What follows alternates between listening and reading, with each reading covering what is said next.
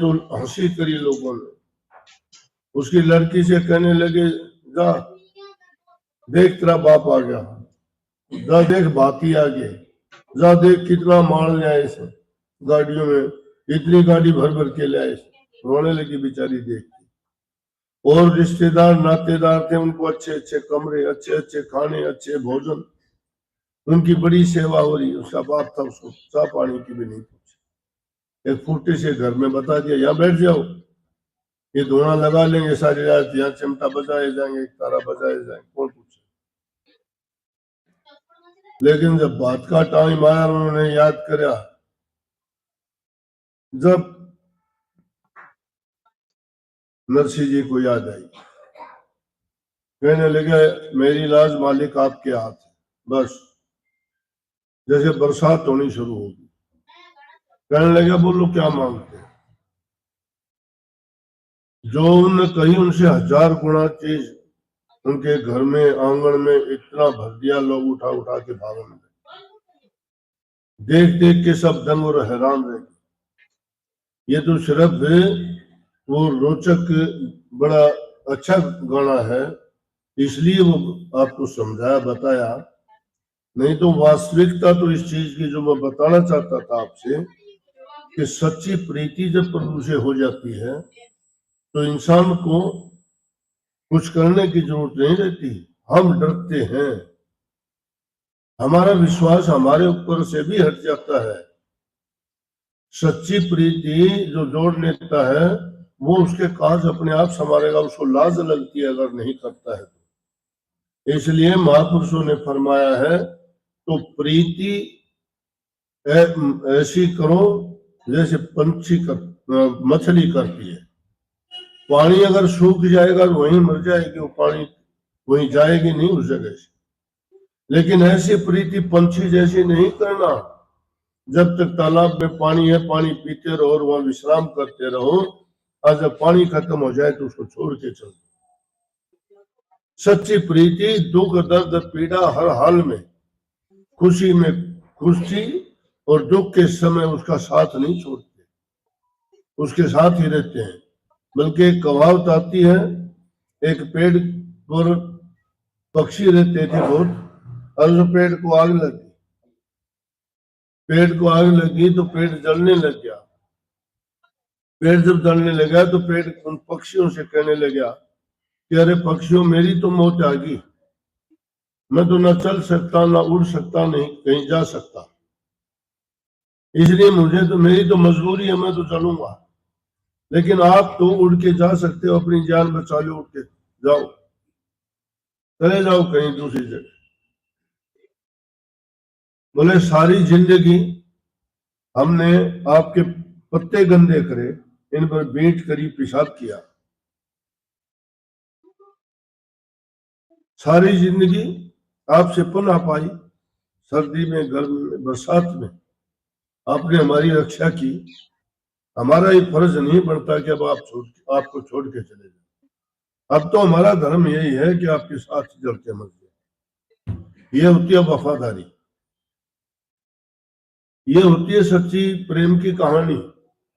और वो सच्चा प्रेम जब होता है तो आदमी जहां चाहेगा वहीं प्रभु उसके साथ प्रकट होकर उसकी मदद करने के लिए हाजिर होगा, दूर कभी होता नहीं। परंतु हम सच्ची प्रीति तो जोड़ते ही नहीं, हम तो देखा देखी का काम करते हैं। संसार के पदार्थों ने इंसान को इतना अंधा बना दिया है, ना उसका भाइयों से प्रेम है, ना बाप से प्रेम है, ना बंधुओं से, रिश्तेदारों से प्रेम, बल्कि इतना भी है उनका अपने बच्चों से भी नहीं है। कभी कभी तो इंसान अपने से ही, ऐसे हालात देखता हूँ, एक आधी लड़कियां तो आके रोती हैं, शराबियों की, जुआरियों की, निकम्मे आदमियों की कहानी आके दुख रोती है, कहती हैं कि क्या करें ऐसे लोगों का, शराब पीते हैं, मारते हैं, पीटते हैं, वो बेचारी कैसे घर बसाएंगे। अरे ये बताओ, शराब इतनी गंदी चीज है, नशा इतनी गंदी चीज है जो हमारे शरीर को बर्बाद करती है, धन को बर्बाद करती है, परिवार को बर्बाद करती है, हमारे जीवन को बर्बाद करती है, मरने के बाद नरकों में लेके जाती है, समाज में हमारी बदनामी बेइज्जती करवाती है, उस इंसान की कोई इज्जत कदर नहीं करता, और फिर भी उस गंदी चीज का सेवन क्यों करता है?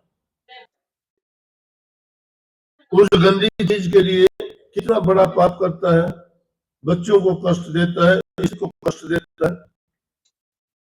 घर से बेघर कर देता है, खुद अपनी पूरी जिंदगी नहीं जीता, गंदी नालियों में पड़ा रहता है, नहाने का नहीं, धोने का नहीं, कपड़े का नहीं, खाने का नहीं, पीने का नहीं, किसी चीज का उसका शौक नहीं।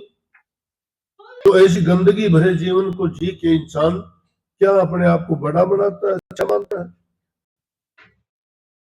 इससे अच्छा तो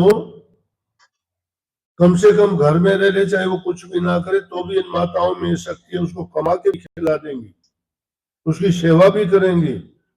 इनके समान दूसरा इंसान वो काम नहीं कर सकता जो माताएं कर सकती है। इंसान 10 साल बाहर रह के भी आ जाएगा, पत्नी ये नहीं पूछती कहां गया था, किसके साथ रहा था, तूने क्या किया था, तेरा करेक्टर और चरित्र क्या है। लेकिन ये अगर एक रात मजबूरी में कहीं रहना पड़ जाए, 1000 सवाल करते हो, कहां गई थी, कौन था, अकेली नहीं जा सकती, नहीं रह सकती। अरे इनका जीवन है, कैदियों की तरह तो पहले ही जीती है, पहले तो माँ बाप के घर में रहती है, तो भाई बंधु और पिता का बंधन इनको रोक के रखता है जेल की तरह। पति के घर में जाती है, पति और सास ससुर की जेल में बंद हो जाती है, और संतान जब होती है तो बच्चे उनको इसी तरह कैदियों की तरह रखते हैं। उसके बावजूद भी हमारा घर बसाती है, बच्चों का लालन पालन करती है, और उन माताओं को जो इज्जत कदर नहीं देते, कहां की भक्ति होगी? जो अपना जीवन का सर्वस्व दूसरों के लिए लगाते हैं, उससे सच्ची भक्ति और क्या होगी? उनका खाने का टाइम नहीं, नहाने का टाइम नहीं, इन जैसी जिंदगी होती है। अगर खाना खाती होती है और बच्चा पास में बैठा हुआ पखाना कर देता है, अपना खाना बीच में छोड़ के बच्चे को पकड़ती है। सर्दी गर्मी होती है, इसे पास बच्चा सोता है, ठंड में भी पेशाब बच्चा कर देता है, कपड़ों में भी परवाह नहीं करती। ऐसा जीवन जीती है, और फिर वो दुष्ट आदमी फिर भी उनकी इज्जत और कदर नहीं करते, तो उनका क्या होगा? जब तक माताओं की, स्त्री जाति की माँ बहन के समय उनको देवी की तरह नहीं पूजोगे, उस घर में कभी भी फायदा नहीं होगा। जो इनकी पूजा करेगा लक्ष्मी की तरह से, उनको धन की कमी नहीं रहेगी। भक्ति की तरफ आ जाओगे, पहले भक्ति परिवार की करो, पहली भक्ति बच्चों का लालन पालन करो, स्त्री को प्रेम से घर में ठीक ढंग से रखो, हर प्रकार से उनको इज्जत सम्मान दो। कुछ दान पुण्य करने वाले भी यही है, इंसान तो कुछ करता भी नहीं है। तो सच्ची भक्ति सच्ची प्रीति में है, और फिर भी ये इंसान से सवाल नहीं कर सकती, पूछना भी नहीं चाहती, अगर पूछती है तो इसको सजा ही मिलती है। तो ये जो पहली चीजें हैं, ये संसारी चीजें ही हमें नहीं निकलने देती घर से, सही रास्ते पे यही नहीं चलने देती। पहले अपने घर को संभालो, परिवार में अच्छे विचार अच्छे ख्यालात पैदा करो, उनमें समझाओ कि लड़ाई झगड़ा करना, बुरे रास्ते पे चलना, पाप कर्म करना, नशे विषय विकारों में पड़ना, जुआ खेलना, किसी के साथ छल बेईमानी कपट करना, ये चीजें नरकों में ले जाने वाली हैं। जीते जी ही उन लोगों को सजा मिलती है, ज्यादा टाइम नहीं लगता। और कई बार तो ऐसे हालात गुजरते हैं कि इंसान खुद भी कह देता है कि मैंने जिंदगी में कभी अच्छे कर्म नहीं किए, इसलिए उसकी सजा पाता हूं। कई ऐसे इंसान हमने मिले जो सच्चे इंसान थे, उन्होंने अपना पाप कर्म तक बता दिया, कि मुझे अपने कर्म की ये सजा मिली है कि मैंने ये कर्म किया था। वो नहीं तो दूसरे लोग भी कहते, जो दूसरों को दुख देता है सुखी कभी नहीं रह सकता। गुरुओं के पास जाते हो, कथा कीर्तन करते हो, शब्द वाणी गाते हो, भक्ति करते हो, लेकिन कर्म क्यों नहीं सुधारते? कर्म हमारा जब तक अच्छा नहीं है तब तक हमारी ये चीजें मिथ्या है। शब्द नहीं से कितने सुधरे नहीं विचार के कारण गई थी सत्संग में, आते सत्संग में वो बाहर निकलते वही बातें वही चीजें सारी, वही निंदा वही पर चर्चा। तो क्या मिलता उन चीजों में? चौथा पिछोड़ने में कुछ हासिल होता है क्या? वो चीज पिछोड़ो जिससे कोई कण मिले। कण मिलता है प्रभु की भक्ति में, और उसके लिए जो तुलसी सावनियों के सच्चे मन से ना करो तो झूठे याद कर लो। तुलसी अपने राम को रीझ भजो चाहे खींच, भूमि पड़ा सो जाम से और न सोंदा बीज। चाहे इसको रीझ के भजो चाहे खींच के, चाहे प्यार से भज लो चाहे नफरत से, प्रभु आपको फल देगा। वो नहीं मानते कि नफरत है ना, उनको याद करना चाहिए, किसी भी रूप में याद करो, और जिसको याद करोगे जो उसमें गुण होगा वो आपको अपने आप आता चला जाएगा। प्रभु के नाम का ये गुण है कि जहां उनका गुणगान किया जाता है वहां पाप कर्म दूर भाग जाते हैं, वहां दुष्कर्म नहीं होते, क्योंकि वो नाम सच्चा है, पवित्र है। पवित्र नाम के लेने से, सत्य नाम के लेने से झूठी चीजें वहां नहीं टिक पाती, पाप कर्म वहां नहीं टिक पाते, बुराइयां नहीं ठहरती वहां। इसलिए प्रभु के नाम का स्मरण करो। तो उन गरीब लोगों ने भी जिन्होंने, जैसे मैंने कहा, भोलेपन में भी जिसने याद किया तो भी प्रभु ने आके उनको संभाल लिया। कितनों की औरों की बात आई है।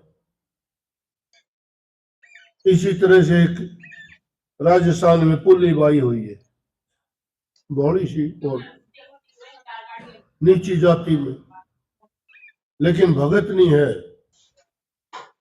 जो जबान से बोलती है बात सच्ची होती है, सबसे मीठी बात करती है, सबको उसकी बातें अच्छी लगती है, झूठ नहीं बोलती, सबको उसकी बातों में आनंद आता है। तो दूर दूर तक उसकी ख्याति फैल की, भगत नहीं कहने लगे उसको। बीकानेर के आसपास की थी। एक बार बीकानेर का बादशाह हरिद्वार चलेगा स्नान करने के लिए। अब बादशाह के साथ तो पूरा काफिला जाता, अकेला जाता नहीं, बहुत बड़ा काफिला साथ में था। लोग देख के कहने लगे भाई ये कौन है, ये कौन है? बोले कि ये तो बीकानेर का बादशाह। बीकानेर का? पुल्ली पुल्ली आया बीकानेर क्या? राजा के कानों में आवाज गई, बीकानेर का राजा मैं मुझे नहीं जानता, कहता पुल्ली, पुल्ली वाली बीकानेर, बीकानेर पुल्ली से कैसे प्रसिद्ध हुई? लोगों से पूछा भाई पुल्ली कौन है? कई तो इनकार करके भेजा, हमें तो पता नहीं। फिर एक कहने लगा,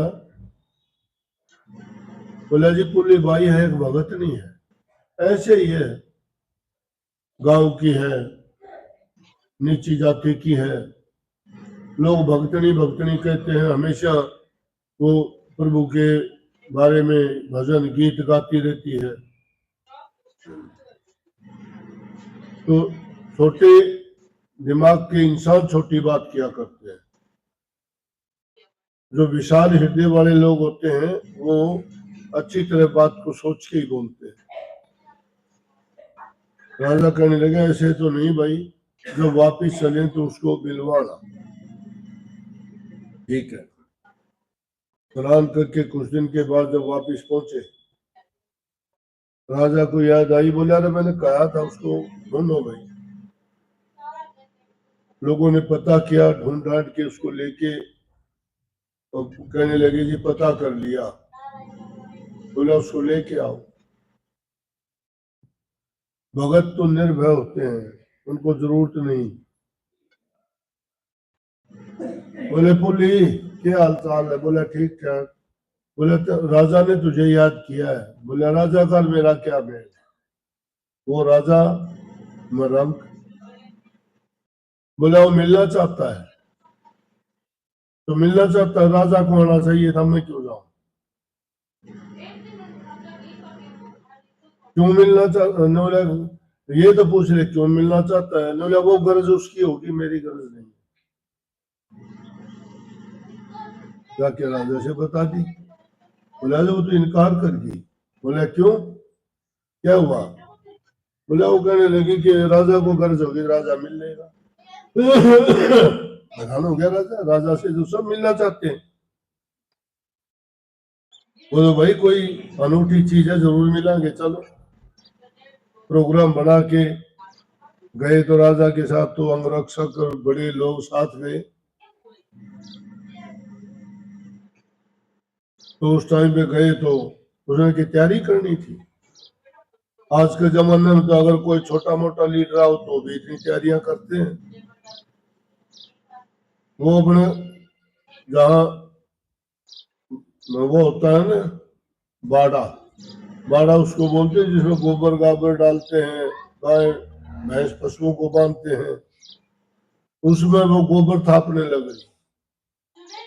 और गोबर थाप के बटोरा लगा रखा था, जहाँ वो गोसे इकट्ठे करते हैं उसको फिर गोबर से लीप के और सुरक्षित बना देते हैं, भीगते नहीं। उन बटोरों का पूरा उन बटोरा बना के गोसे का ढेर का जचा के अच्छी तरह उस पर गोबर लगाने लग रही। राजा गया, बोला पुली ना, बोला कौन सा है, तेरा नाम क्या है? राजा बोला जितने सांस शरीर में और इतने नाम अनेक, घट फूटा सागर मिला पूर्ण को लिए। कि जब तक प्राण में है, कि वो प्राण है शरीर में, किमी नाम तो बोल दो, मरने बाद में माटी से किमी भी बोल। राजा हैरान हो गया, वैसे तो जवाब भी बहुत ज्ञानियों से भी बड़ा ज्ञान है। बोले ये बता परमात्मा से कैसे मिला जाए? बोले परमात्मा के पावना उरे तो तोड़ना उरे लावना। सारे हैरान हो गए। उसका मतलब ये होता कि परमात्मा को अगर पाना चाहते हो तो दुनियादारों की चीजों की ओर से मुंह को फेर लो और प्रभु की ओर अपने मन को जोड़ दो, के पाना बहुत आसान से, कोई कठिन बात को नहीं। राजा बड़ा खुश होया, बोला पूरी तेरे से मिलके बड़ा संतोष हुआ। बोला ठीक है। चला गया राजा, वो कहने लग गया एक काम कर पुली। बोले हाँ। कि कोई दिन निकाल के हमारे महलों में आओ, हमारी रानियों को भी समझा तुम कि वो भी भक्ति करें, वो भी आपके ज्ञान का फायदा उठाएं। बोला आ जाओ। कह दिया उसने नाम को। अब वहां उल्टी रीत थी, जहाँ राजा जाए तो तैयारी उनको करनी चाहिए थी, पुल्ली ने तैयारी नहीं की। अब पुल्ली जाके राजमहल सजा दिया गया, तैयारी हो रही है, पुल्ली आएगी 15 दिन पहले।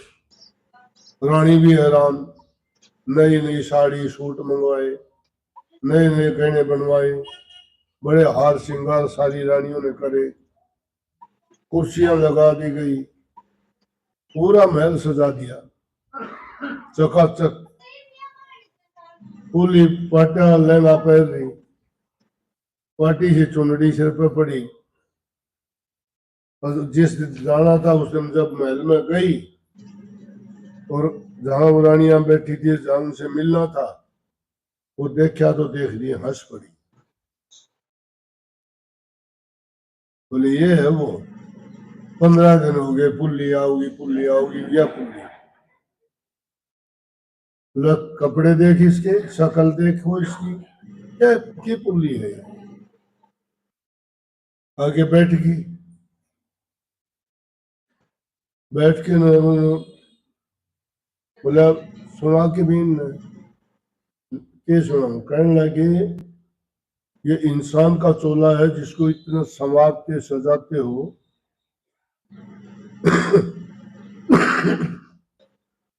जिसकी हर चीज की तुम इतनी सफाई करते हो, मन की सफाई भी करते हो क्या? मन की सफाई जो नहीं करता, बाहर की सफाई करने से कुछ नहीं मिलता। प्रभु का वास हमारे हृदय में, उसकी सफाई किया करो। तारी ने उन्हें झाकड़ लगी, हंसन लगी बात सुन के। बोली इसने सफाई का के बेरा। बोला जो बाहर की सफाई नहीं करता, वो अंदर की सफाई क्या करेगा? बोली बाहर की सफाई भी जरूरी है, बाहर की सफाई अकेली काम को नहीं दे। जब अंदर में जब बदबू आवे, रुई में लपेटी हुई आग रुके को नहीं, बाहर आ जाएगी वहां। तो लिपा पोती थोड़ी दूर की से, देर की से धोने के बाद में बहुत बूढ़ी बूढ़ी शक्ल निकल आओगी तारी। बोली गैन ओबा दो तन की शोभा, गैन ओबा दो तन की शोभा, बिनिस जाए जो काचो भांडो। और ईब के तो तुम हंस खेल लो, और अगले दिन में कुत्ती बनोगी रांडो। वह डरने की थोड़ी थी, निर्भय थी, निडर थी, सच्ची बात उसने कहनी थी। ये थम हंसती खेलती नाचती कूदती फिरो, सो ये काम ये नहीं आनी थारे। ये जो थम यो काम कर ले रहे हो, जिसका कच्चा भांडा टूट फूट जाए ने, मट्टी बन जाए, वो हालत हो जाएगी।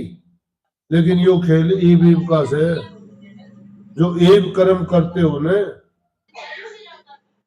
उस कर्म का ज्यादा फल कोई कुत्ती बनने का फल मिलेगा। बिना प्रभु की भक्ति के जीव का हित और कल्याण नहीं होता। अगर आगे की कोई प्रारब्ध संवारना चाहता है, स्वर्ग वैकुंठ की भी इच्छा अगर करते हो, तो भी आपको इस जन्म में नेक कर्म करने ही पड़ेंगे, बुरे कर्म छोड़ने ही पड़ेंगे। दान पुण्य करना, दूसरे की मदद करना, ये परहित के काम है, नेक कर्म है। और नेक कर्म करने से इंसान को स्वर्ग वैकुंठ मिलते हैं। अच्छा इंसान का ही चोला मिलता है अगला जन्म। जैसे आज हमें जो जन्म मिले हुए हैं, अच्छे घर मिले, अच्छे माँ बाप मिले, अच्छी पत्नी पति मिले, अच्छी संतान मिली, हमारा अच्छा परमात्मा ने सब कुछ खाने पीने रहने जीने का प्रबंध किया, कितनी सुंदर आंखें दी, हाथ दी। किसी की एक चीज में कमी आ जाती है, पूरी जिंदगी तड़पते हुआ हाँ मेरा तो ये हो गया। लेकिन उनकी तरफ देख लिया करो जो कई आंखों से अंधे हैं, कई पैरों से नहीं चल पाते हैं, पूरी जिंदगी जो है उनको पता ही नहीं वो इंसान है कि जानवर है क्या है। पिछले जन्मों का ही कर्म तो वो भोगते हैं। लेकिन ये अच्छी चीजें पाके प्रभु का गुणगान किया करो, उनका एहसान माना करो कि धन्य प्रभु आपने मुझे इतना सुंदर शरीर दिया, सब कुछ करने लायक हूं, बोलने के लिए जबान दी है, लेकिन इस जबान से निंदा चुगली करते हो, प्रभु का जिक्र कभी नहीं करते। इस जबान से प्रभु का गुणगान किया करो, नहीं तो वो चिड़िया बनोगी, जम बनोगे तुम भी। कभी ये सोच रहे अकेलिया ने कही है, जो चय चय चय चय करती रहती है सारा दिन। इस जबान से प्रभु के नाम का गुणगान किया करो, ध्यान करो, दर्शन करो, गुरु मूर्त के किया करो, प्रभु मूर्त के दर्शन किया करो, इन हाथों से सेवा किया करो, मन में ऊंचे अच्छे सच्चे ख्याल रखा करो। हमेशा प्रभु का चिंतन, उनका गुणगान, उनकी याद हमारे मन में बनी रहनी चाहिए। जब तक हम ऐसा नहीं करते तो हम जो है अपनी पूंजी जो लेके आए थे उसको लुटा रहे हैं। हमारी पूंजी क्या थी? 7 रुपये पूंजी है जीवन, कण कण करके बीतता जा रहा है। खुश हो जाते हो देख के मेरा बच्चा साल का, 2 साल का, 5 साल का, 10 साल का हो गया, लेकिन ये नहीं सोचते वो इतने साल का नहीं हो गया, जो जितनी पूंजी लेके आए थे उसमें से कमी आ रही है, ये कम होते जा रहे हैं। जो बर्थडे मना के तुम खुशी मनाते हो ना कि आज मेरी एनिवर्सरी है, आज मेरी गोल्डन जुबली है, ये गोल्डन जुबली नहीं, वो तो जुबली मिट्टी में मिलती जा रही है, वो जीवन तो खो दिया। जीवन तो तुम्हारा वो होगा जिस दिन तुम्हारी प्रभु की याद शुरू होगी, प्रभु के नाम की यादगार उन रक्षा करो। ये रिश्ते नाते तो टूटने वाले हैं, किसी का रहा ही नहीं। पत्नी गई तो पति अकेला रह गया, कहाँ रिश्ता रहा? पति गया तो पत्नी अकेली घूमते, कहाँ रिश्ता रह गया? कहाँ एनिवर्सरी गई वो? उनको न गिना करो, गिना करो अपने नेक कर्मों को कि मैंने क्या नेक कर्म किए हैं, और उसके लिए कहीं बाहर जाने के लिए नेकी अपने घर में ही कर सकते हो। तुम्हारा घर को मंदिर बना लो, अपने माँ बाप को उसमें अपनी मूर्ति बना लो।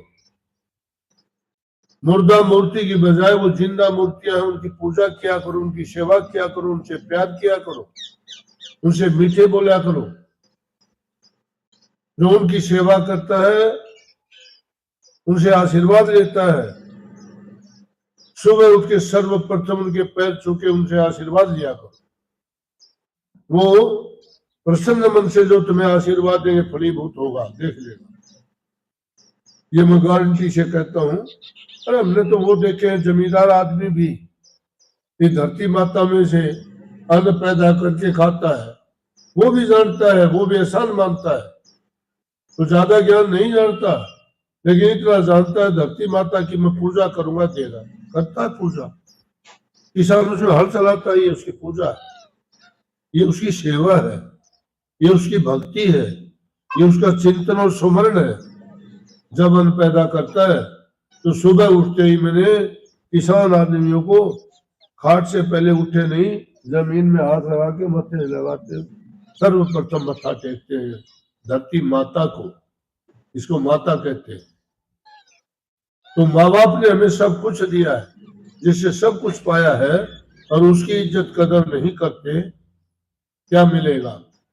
चाहे कितने गुरुओं की पूजा कर लेना, कितने मंदिरों में जाना, कितने दान पुण्य कर लेना, कितनी धर्मशाला बनवा लेना, कितने और कहीं अनाथालय में पैसे लगा देना, कितनी कथा करवा लेना, तुम्हारे पल्ले कुछ नहीं। तुम्हारे पल्ले वो होगा जो तुम करो। भक्ति पैसे से नहीं खरीदी जाती, कदे कोई सोचता हो। पैसा कोई मायने नहीं रखता, कोई वो नहीं, वो अलग चीज है। उससे तुम किसी को देते हो, तुम्हारा दान है, पुण्य है, उसके बदले में मिल जाएगा तुम्हें।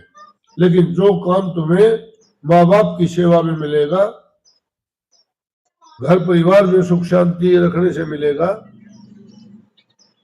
माँ बाप की सेवा करोगे, सब बच्चों को अच्छी आदत होगी, अच्छे संस्कार पड़ेंगे, उस घर में स्वर्ग के समान वातावरण रहेगा, शांति रहेगी, प्यार रहेगा, हर चीज में बरकत होगी। लक्ष्मी आके उसी के घर में रहेगी, परमात्मा आके उसी के घर में रहेगा। चाहे तुम हनुमान जी को पूजते हो, चाहे देवी को पूजते हो, सरस्वती माँ को पूजते हो, या विष्णु भगवान को पूजते हो, या गणेश जी को पूजते हो, मूर्ति धरने से कुछ नहीं होगा। ये सारी पूजा तुम्हारी माँ बाप की पूजा करने में आ जाएगी। इसलिए सच्ची भक्ति ये है। कभी तो ज्यादा टाइम को नहीं, कर्म देखेंगे, मौका लगेगा फिर। जैसे कर्मा बाई के आखिर में कह दिया ने, सच्ची प्रीत हो है प्रभु से, तो मूर्ति बोले काठ की, जिमुआरा श्याम धरी जिमावे बेटी जात की रे। सच्ची प्रीत हो तो काठ की मूर्ति बोल पड़ेगी। इसलिए ये जो जिंदा मूर्ति है इनसे सच्ची प्रीत करोगे तो क्या बोल पड़ेंगे, ये सब कुछ बख्श देंगी, घर की चाबी दे देंगे, ले। तुम चाबी दूसरे ढंग से लेना चाहते हो, गलत है भाई।